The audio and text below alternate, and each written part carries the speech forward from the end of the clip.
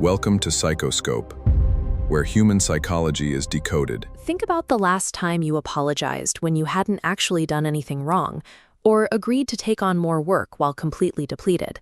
Society rewards this constant accommodation, yet research from the University of Zurich suggests these tendencies correlate directly with higher stress levels and decreased well-being. Trying too hard to keep others happy can become a persistent habit that hurts as much as it helps. From the outside, the chronic people-pleaser appears reliable and generous. Inside, they often navigate a quiet tension, struggling to manage how others perceive them. Habitual people-pleasing often functions as a way to maintain social safety, trading away one's own emotional health to keep relationships from collapsing. These behaviors typically take root in childhood environments, where affection felt conditional or where emotional neglect was a daily reality. In these homes, a child learns that expressing unique feelings or causing friction invites immediate consequences, punishment, shame, or a sudden withdrawal of love. The child's nervous system adapts to this pressure. They become hypervigilant to the moods of the adults around them, learning to anticipate needs and smooth over tensions just to stay safe. Decades later, the environment has changed, and the original threat is gone. Yet the automatic subconscious reflex to appease everyone remains fully active. These adult behaviors represent a childhood survival strategy running on autopilot in the present day.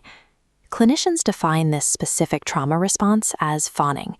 It is an unconscious belief that safety requires a person to forfeit their own needs, rights, and boundaries. This chart maps how that submission escalates.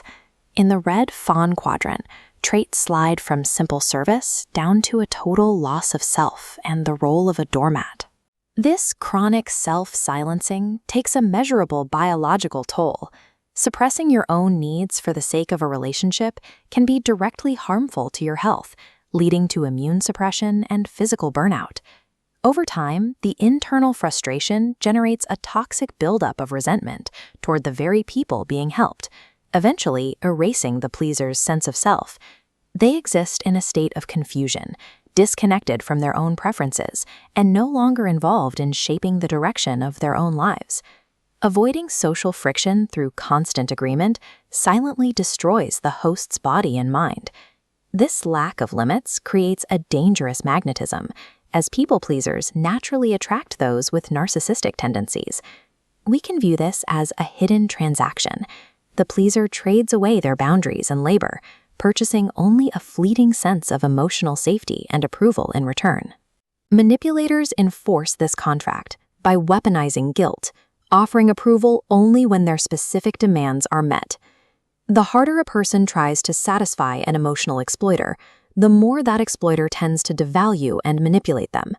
This dynamic traps people in a cycle of one-sided relationships, professional stagnation, and exhaustion. Sacrificing your own boundaries acts as a direct invitation for emotional exploitation, rather than a path to genuine love. Healing requires distinguishing between these two models. Pathological altruism is fueled by fear and transaction, whereas healthy altruism is rooted in genuine desire and choice. Moving toward a healthy model starts with the difficult step of tolerating the immediate discomfort of saying no. The guilt that often follows a boundary is not evidence of wrongdoing. It is the neurological sign of an old survival habit being broken.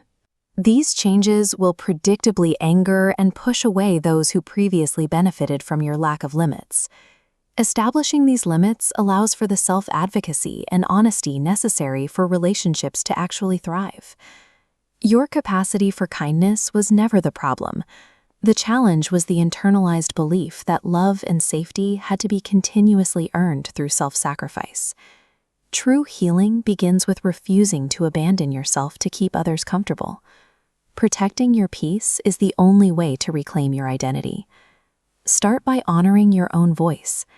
The freedom you're looking for is waiting on the other side of that first no. The mind reveals more than words ever can. Keep exploring the psychology behind human behavior. Subscribe to Psychoscope.